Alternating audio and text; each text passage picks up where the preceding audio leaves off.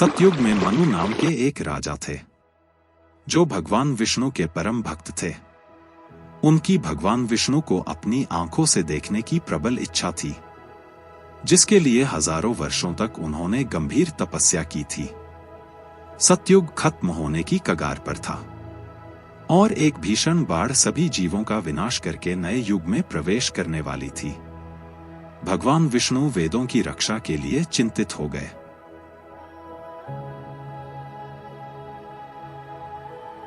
फिर उन्होंने राजा मनु को तपस्या करते हुए देखा।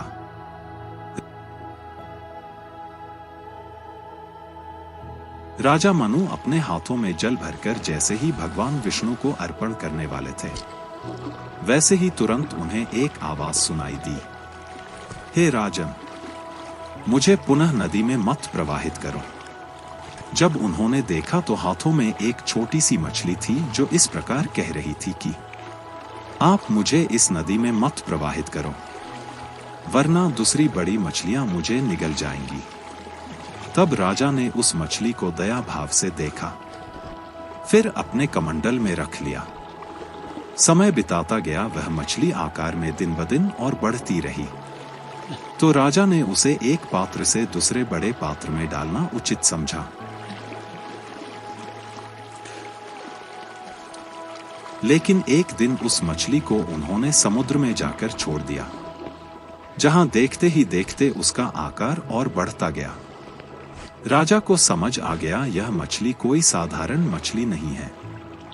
फिर उन्होंने हाथ जोड़कर मछली से उसके वास्तविक रूप में आने को कहा।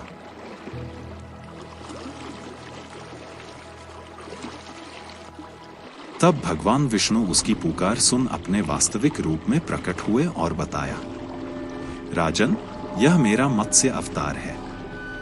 जल्द ही 7 दिनों के बाद सृष्टि का विनाश होकर नए युग का पुनः निर्माण होगा। उस प्रलय के समय के लिए तुम्हें एक नाव तैयार करनी होगी, जिसमें सप्त ऋषियों, बीजों, वेदों समेत सूक्ष्म मानव शरीर को लेकर तुम नौका पर सवार करोगे, जिसे वासुकी नाग द्वारा मेरे सिंग से बांधकर तुम नाव को आगे बढ़ाओगे।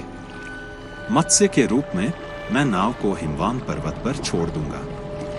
वहां पर नाव पर सवार लोगों से नए युग का आरंभ होगा।